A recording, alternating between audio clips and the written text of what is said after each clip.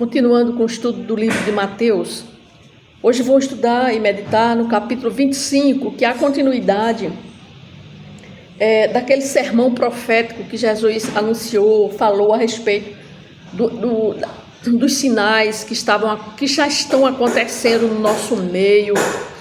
E no capítulo 24 ele falou sobre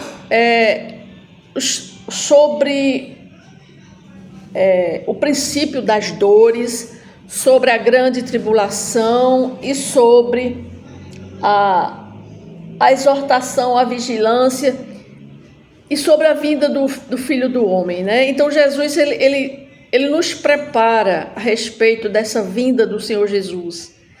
E em seguida, no capítulo 25, ele vai reforçar a exortação a essa vigilância. Aí ele conta várias parábolas das 10 virgens, parábola dos talentos, a respeito, ou seja, Jesus alertando o seu povo a respeito da vigilância, para que nós possamos ficar vigilantes quanto à sua vinda. Mas antes vou fazer uma oração. Senhor Deus Todo-Poderoso, em nome de Jesus, que o Senhor me ajude, Pai, a ver e a meditar e ensinar esse capítulo 25 com ousadia, com conhecimento, Pai. É o que eu te peço em nome de Jesus. Amém. Então começa dizendo assim: então o reino dos céus será semelhante a 10 virgens que, tomando as suas lâmpadas, saíram a encontrar-se com o noivo. 5 dentre elas eram nécias e 5 prudentes. As nécias, ao tomarem suas lâmpadas, não levaram azeite consigo. No entanto, as prudentes, além das lâmpadas, levaram azeite nas vasilhas. E tardando o noivo, foram todas tomadas de sono e adormeceram. Mas à meia-noite ouviu-se um grito: eis o noivo, saí ao seu encontro. Então se levantaram todas aquelas virgens e prepararam as suas lâmpadas. E as nécias virgens e as nécias disseram às prudentes: dai-nos do vosso azeite, porque as nossas lâmpadas estão se apagando. Mas as prudentes responderam: não, para que não nos falte a nós e a vós outras, ide antes aos que o vendem e comprai-o. E saindo elas para comprar, chega o noivo. As que estavam apercebidas entraram com ele para as bodas e fechou-se a porta. Mais tarde chegaram as virgens nécias, clamando: Senhor, Senhor, abre-nos a porta. Mas ele respondeu: em verdade vos digo que não vos conheço. Vigiai, porque não sabes nem o dia nem a hora. Então Jesus está falando sobre essa parábola das 10 virgens. Essa parábola das 10 virgens é para a igreja no final dos tempos. Jesus disse que o reino dos céus será semelhante a 10 virgens que saíram a encontrar-se com o noivo. 5 dentre elas nécias, tolas, e 5 prudentes. Então, o que será, então, dos que esperam firmes na vinda do Senhor? Será que as pessoas que estão hoje firmes no Senhor se manterão firmes, zelosos, esperançosos até o fim? Porque Jesus afirma que o reino dos céus ele pode ser comparado a 10 virgens, tomando suas lâmpadas, saíram ao encontro do noivo.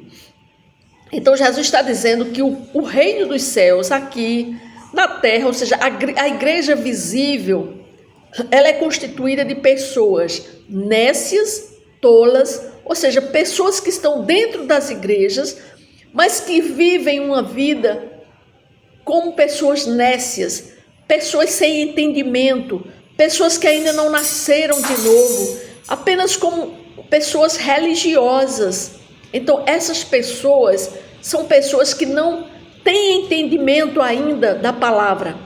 Então essas pessoas, Jesus fala que essas pessoas são nécias, tolas, enquanto que 5 virgens, ele fala que são prudentes. Então essas 5 virgens prudentes são aquelas pessoas que estão dentro das igrejas, mas que nasceram de novo, são pessoas que vivem em obediência à palavra, são pessoas que temem ao Senhor e pessoas que são tidas com entendimento da sua palavra. Então, nós vemos que apenas dessas 10 virgens, apenas 5, elas estavam preparadas. Então Jesus faz essa analogia, né, sugerindo que o reino de Deus só entrarão aqueles que são prudentes e que estão preparados para essa vinda. A vinda de quem? Do noivo, né? Então, na parábola, todas as virgens, elas acabam dormindo. Significa dizer também que as próprias pessoas que muitas vezes estão na igreja, as prudentes, elas se encontram muitas vezes dormindo na fé.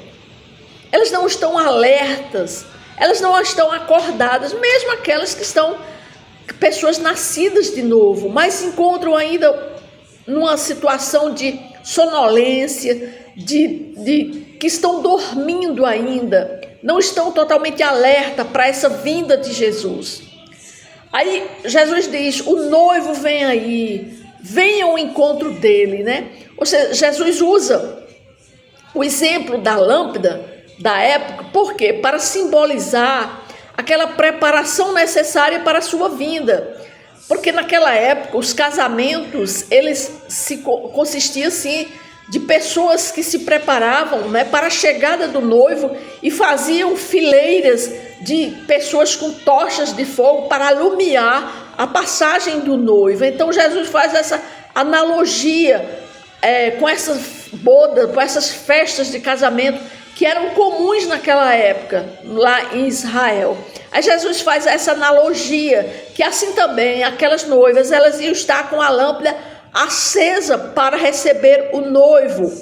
Então, isso significa dizer que aquela lâmpada acesa, ela demandava um planejamento, incluindo o quê? A quantidade adequada de azeite para sustentar a fonte nova, a fonte de luz, a fonte que estava ali dando a luz.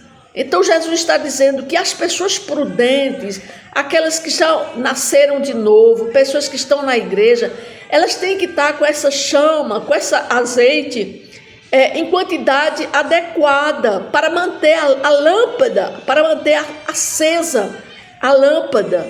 Porque muitas vezes as pessoas estão nas igrejas, mas estão com a lâmpada apagada.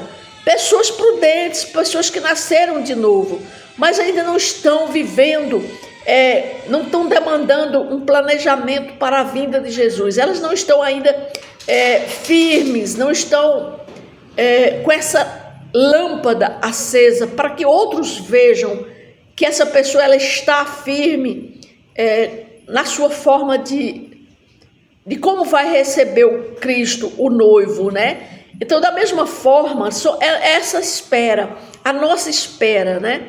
Ela não deve ser apenas uma lembrança das palavras que Jesus falou sobre seu retorno, mas a espera, ela deve ser uma esperança firme, baseada na convicção de que Ele virá e vai transformará nossas vidas e tudo que nos rodeia, né?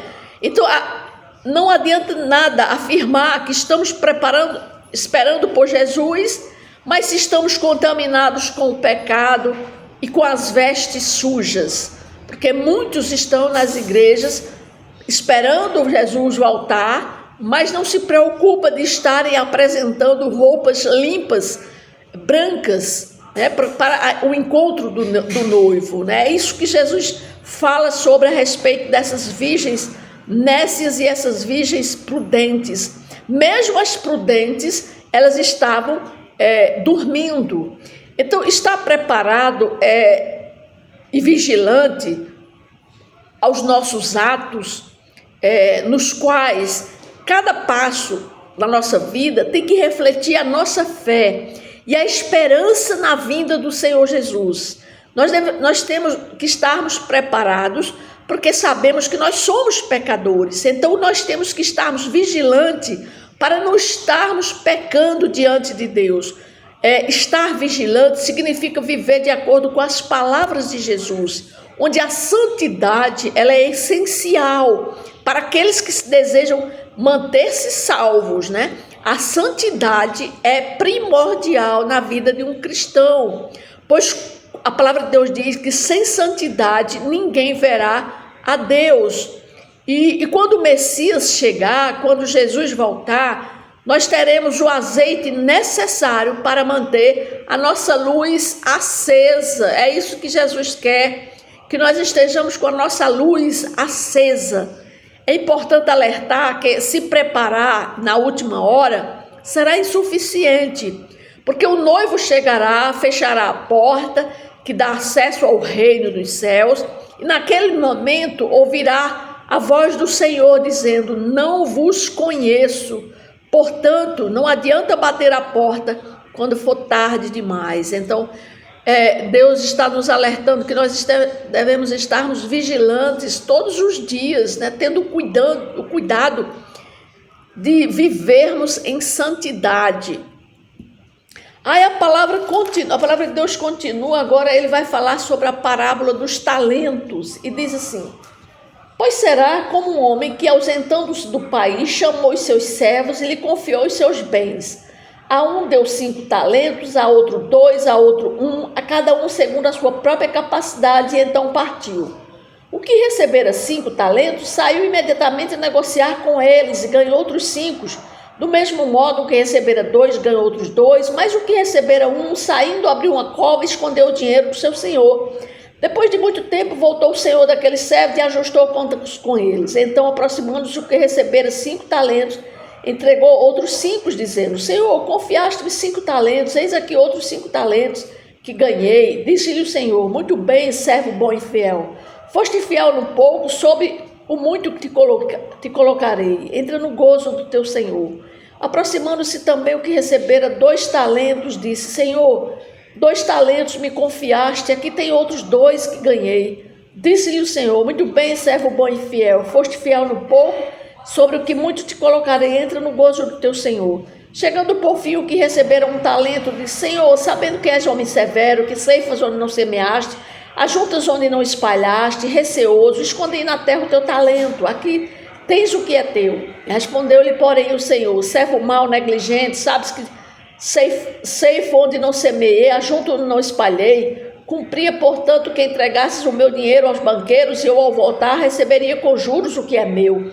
Tirai-lhe, pois, o talento e dai aos que têm 10, porque é tudo que tem se lhe dará, e terá em abundância. Mas ao que não tem, até o que tem lhe será tirado. E o servo inútil, lançai-o para fora nas trevas, ali haverá choro e ranger de dentes. Aqui nessa parábola, Jesus vai falar a responsabilidade de cada filho dele em receber esses talentos, né? A parábola dos talentos, ela simboliza os nossos frutos, as nossas ações em relação ao reino dos céus, né? O Senhor Jesus é representado pelo homem que viaja para o estrangeiro e confia os seus bens aos seus servos, distribuindo de acordo com a capacidade de cada um, na expectativa de que eles valorizem e administrem bem esses bens.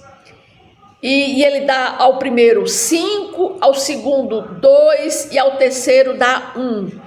O que recebe 5, ele trabalha e ganha mais 5. O que ganha 2, trabalha, ganha mais 2. Mas o que recebe apenas 1, cava uma cova e enterra o talento que o Senhor lhe deu. Então aqui nós vamos refletir que aqueles que receberam e dobraram, né, os seus talentos, que administrou bem os seus bens, os bens do seu Senhor, eles foram contemplados com o dobro daqueles que eles tinham ganho, né? Então, essa parábola é dirigida para mim, que é servo do Senhor, E para você que está me vendo e ouvindo, se você é servo do Senhor, se você já aceitou Jesus Cristo como Senhor e Salvador de sua vida, se você serve ao Senhor Jesus, essa parábola é para você. Nós temos que interrogar a nós mesmos, quais os bens que o nosso Senhor nos deixou, né?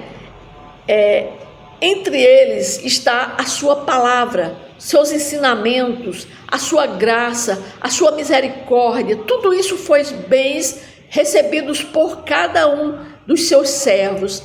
Se Jesus distribuiu esses bens de acordo com a nossa capacidade individual, cabe a nós responder com excelência, administrando esses bens de maneira mais adequada.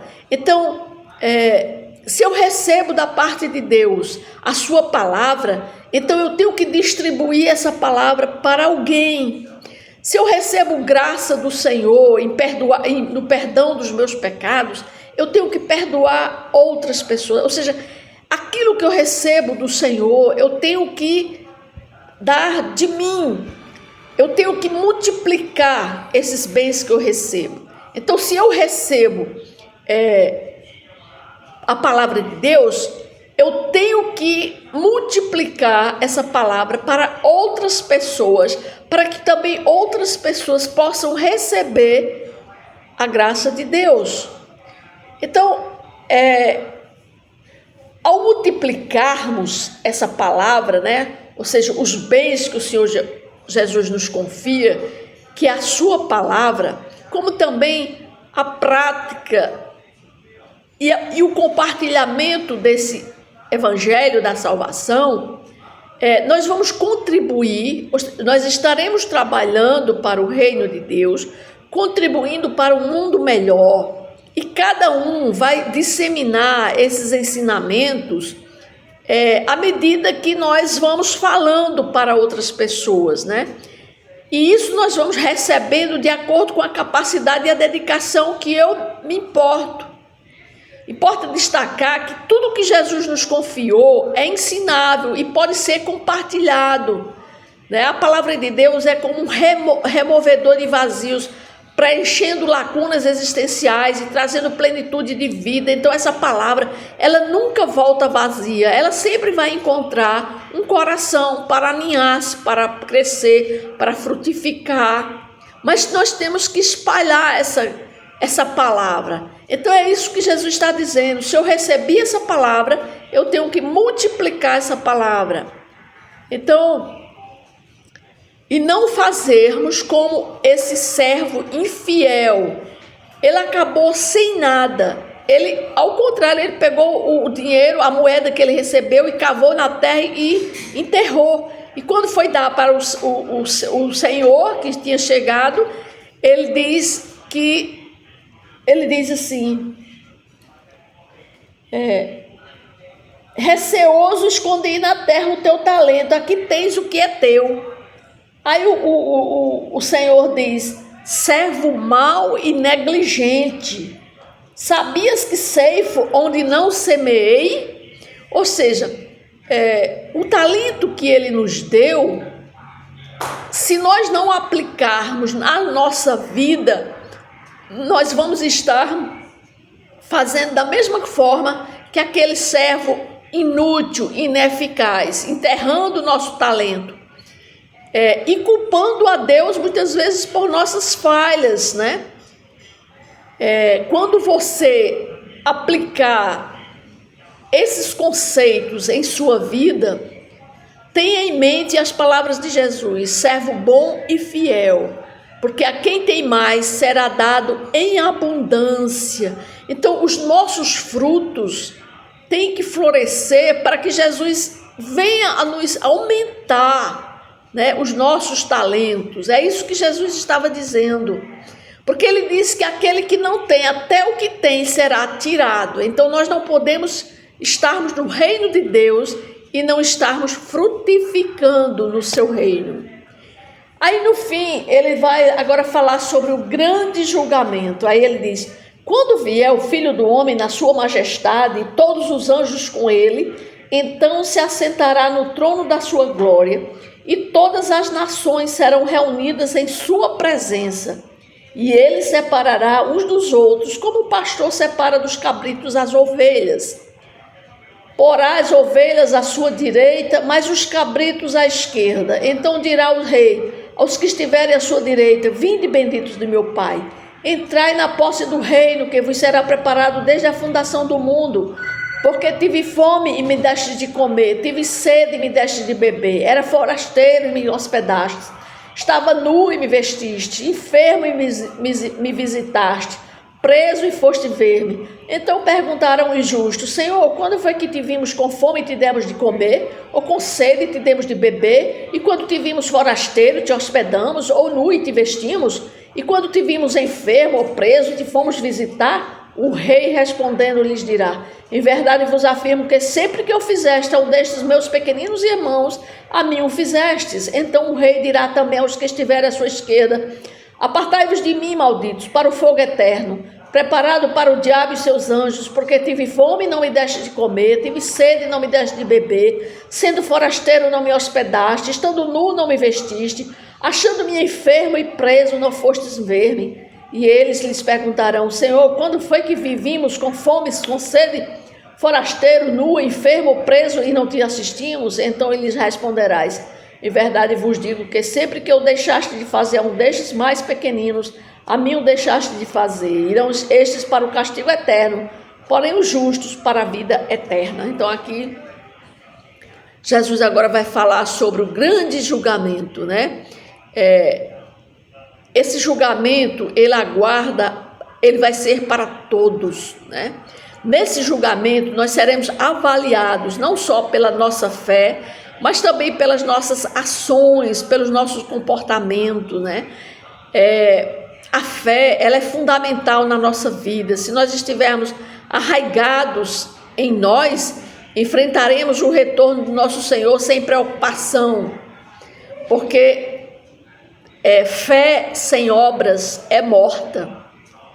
Então, o que é que acontecerá quando nosso Senhor retornar em poder e grande glória, acompanhado de todos os seus anjos, né? E toda a terra o verá diante dele, e ele fará a separação, né? Deus vai vir e ele vai fazer a separação, uns à sua direita e outros à sua esquerda. Aqueles que estiverem à sua direita herdarão o reino preparado desde a fundação do mundo. Mas, por outro lado, os que forem colocados à sua esquerda de Jesus enfrentarão um destino sombrio, serão lançados no lago de fogo, de morte, para o castigo eterno, originalmente preparado para Satanás. Então, Jesus afirma categoricamente, não é? Quando nosso Senhor retornar em poder e grande glória, acompanhado por todos os anjos, então todos vão estar diante dele. E Jesus afirma que nossas ações, elas podem ser o diferencial, né? Para a absolvição ou para o castigo eterno. E ele destaca a importância da gente cuidar do próximo. Ele fala de todas essas ações que ele disse: eu tive fome, você me deu de comer, eu tive fome, nu, você me vestiu, eu estava na prisão e você foi me visitar. Então ele cuida da importância de se cuidar do próximo, ou seja, amar ao próximo como a você mesmo. Essa é a orientação de Jesus, né? E se a motivação por trás de ajudar o próximo é meramente obter a salvação ou demonstrar merecimento, nós estamos também agindo de forma equivocada. Nós temos que fazer pelo desejo de que nosso próximo tenha um encontro genuíno com Deus. Nós temos que fazer algo para o próximo com amor, reconhecendo que nós não merecemos nada de Deus. Nós temos que agir com boas intenções e sermos guiados pelo Espírito Santo, porque só assim nós estaremos contribuindo para o reino de Deus, e nós estamos preparando, né, o nosso destino, o nosso fim. Para onde nós iremos? Será que nós vamos estar à sua direita ou à sua esquerda? Vai depender de cada um de nós, das nossas ações e da maneira como nós vivermos nessa vida. Amém?